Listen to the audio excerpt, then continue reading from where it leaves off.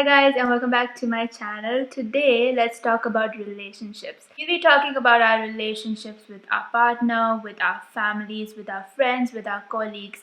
And if you're someone who wants to strengthen those relationships, who wants to transform those relationships, then keep watching. We all have an innate desire within us to feel loved, to feel valued, to feel as if we belong. Whether it is in our family situation, whether it is in our marriage, whether it is at our workplaces or with our friends, we want to have that sense of belonging. We want to feel that sense of security that we get when we know that we are valued in that particular group. Does that sound familiar? Of course it does. So, if we all want to belong, if we all want to feel loved, if we all want to feel appreciated, then why is it that many of us are starving for that love? We're starving for that affection, starving for those words of appreciation. That's where the concept of the love languages comes in. The Love Languages is a book by Gary Chapman, and this is a book I think that came out in 1992.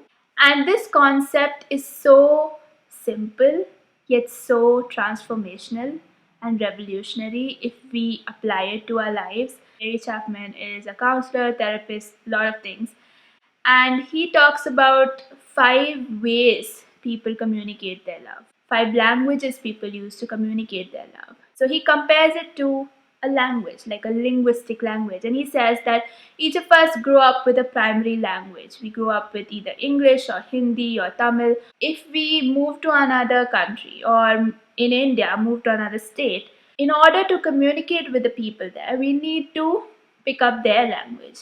And so we pick up this other language and we communicate using that other language. And that's our secondary language. What he says is, just like linguistic languages, we all have a primary way we express our love. And we expect that love in return. And that is our love language. And my love language, compared to your love language, can be as different as English and Chinese. What happens when I am trying to communicate my love to you? You're not understanding it because I'm talking in English and you understand only Chinese. Get it? He breaks it down to 5 languages that people commonly use. And obviously, just like languages, these 5 emotional love languages also have different dialects, and that depends person to person. But broadly, there are 5 love languages: words of affirmation, quality time, giving and receiving gifts, acts of service, and physical touch. And each and every one of us have a primary love language or a couple of primary love languages. When you listen to these 5 love languages, you'll think, I like all of these. Who doesn't like words of affirmation? Who doesn't like physical touch? Who doesn't like quality time? But we have a ranking, and for some of us, words of affirmation comes on top. For some of us, quality time is the most important. And so we all have a ranking system in ourselves. Some of you might already know the love languages of the people around you without actually knowing the terminology of the love languages if you are someone who's very observant.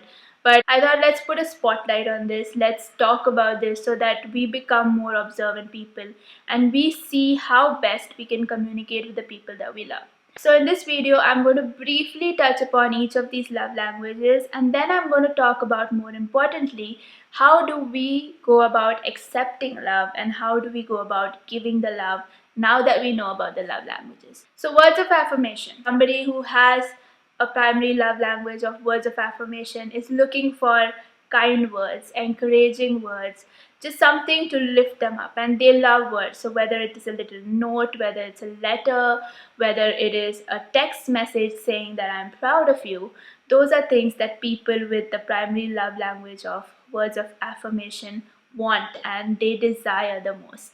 They want somebody to tell them that they love them. They want somebody to tell them that they are appreciated, and they want somebody to tell them that they're proud of them.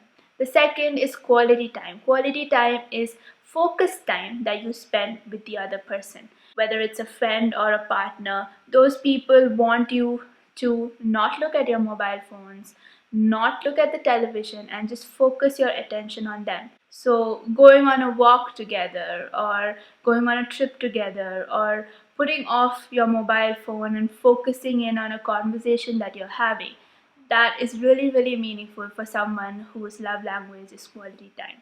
And it will make them feel loved. Third love language is gifts. For some people, that visual symbol of love is more important than for others, and this has nothing to do with the price of the gift that you receive. It's more to do with the thoughtfulness of the gift that they receive. These gifts can be purchased, they can be made, they can be found. It can just be a flower found by the side of the road, growing by the side of the road, that you pick up and give to a loved one.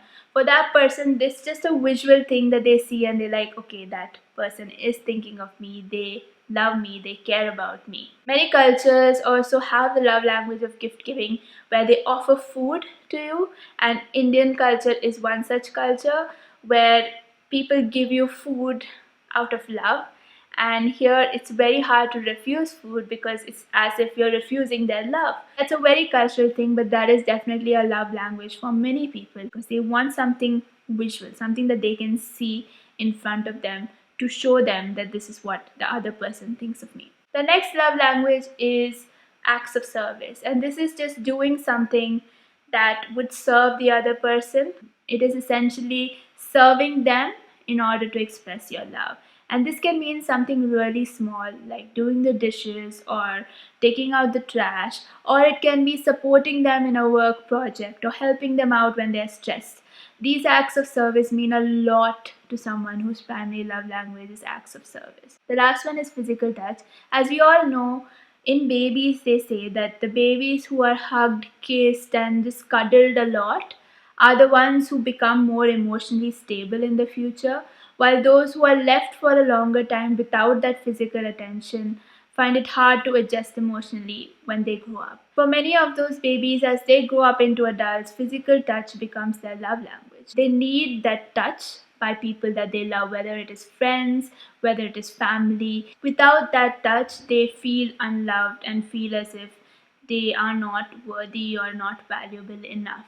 So, hugging someone, kissing someone on the forehead, holding hands, these are all forms of physical touch. And depending on the kind of relationship we're talking about, this can be used to make the other person feel loved, feel appreciated, feel as if they are valuable in your life. So, these are the five love languages. Very briefly, you can go read the book to read up more, or you can go online and find resources. As I explained the five love languages, I'm sure you already have kind of figured out what your love language is, and you also would have figured out what the love language of your loved ones are. And there are quizzes that you can take, and I'll link them down below.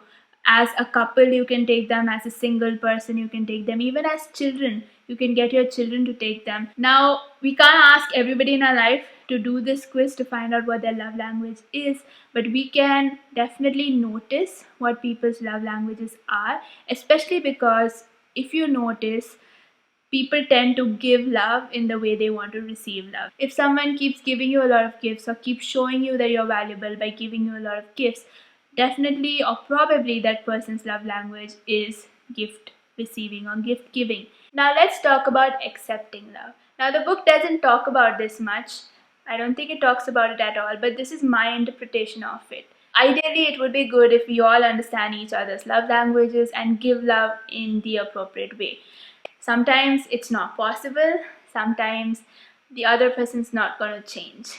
In times like these, what do we do? Do we continue to feel unloved? Do we continue to feel that we don't belong? I don't think so. I think we have the ability, now that we know the love languages, to interpret their love in the way they are showing their love. For example, if your grandmother shows her love by feeding you, at that time you can't go and tell her, no, Nani, my love language is words of affirmation, so I don't need your food, you just tell me that you love me. Because that's her way of showing love. So I would rather then accept that love from her, knowing that her way of showing love is by giving me food. And so I am so loved because that's her way of showing love. If I take my own example, my primary love language is words of affirmation. And second is quality time and physical touch. They come pretty close to each other. My dad, he shows his love by acts of service and gift giving. So I can just tell him one day that I feel like eating Parsi food, and the next day he'll make me Parsi food. That's his way of showing love. I can go to him and tell him that my primary love language is words of affirmation. But I can also accept his love language and understand that anytime he makes me food, Anytime he cooks me something that I just in passing mention, that is his way of showing love. I think we would be better off if we are able to also interpret love languages in this way, because I'm a firm believer in control what you can control and leave the rest. Now, if it's a partner you're talking about, obviously it would be good to have this conversation, because it will make life easier if you're spending the rest of your life together, to know how the other person gives and receives love. As I said in the beginning, we all want to feel loved, we all want to feel valued. So when we see other people showing that love in a different way than we probably would want, we can still accept that love and be happy or feel valued or feel as if we belong. And I think that will make our lives so much easier. Now let's go on to giving that love. So giving that love, book talks about, is understanding your partner, understanding your mother, understanding your friend, the way they want to receive love, and accordingly tweaking the way you give love to them, so that they understand you, or they understand that you are in fact giving them love. Gary Chapman illustrates this by using the concept of a tank, like a gas tank or petrol tank. And he says that the more you give love in the way that they understand it, the more their tank fills up. But the more you give love in a way that they don't understand, their tank starts depleting.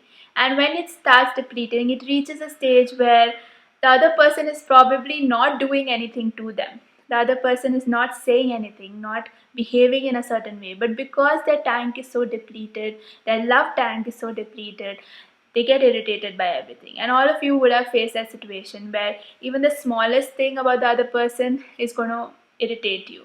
And it is in those moments where somebody asks you, like, what am I even doing? And I'm like, you're breathing. So we don't want that situation to come. We have to make sure that the other person's love tank is filled up.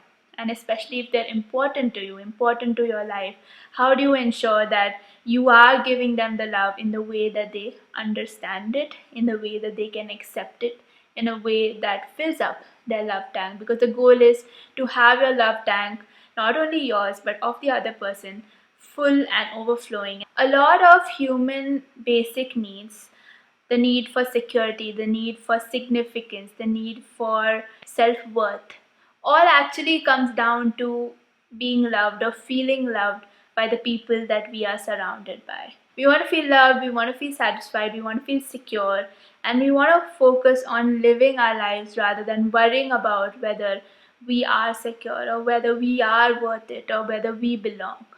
So if you feel that these love languages clarify so many things to you, and I think it will, and if you're able to apply this to your life to make your life easier, I think that would be the best course of action. And if you want to read more, as I said, I'll link a few more resources down below.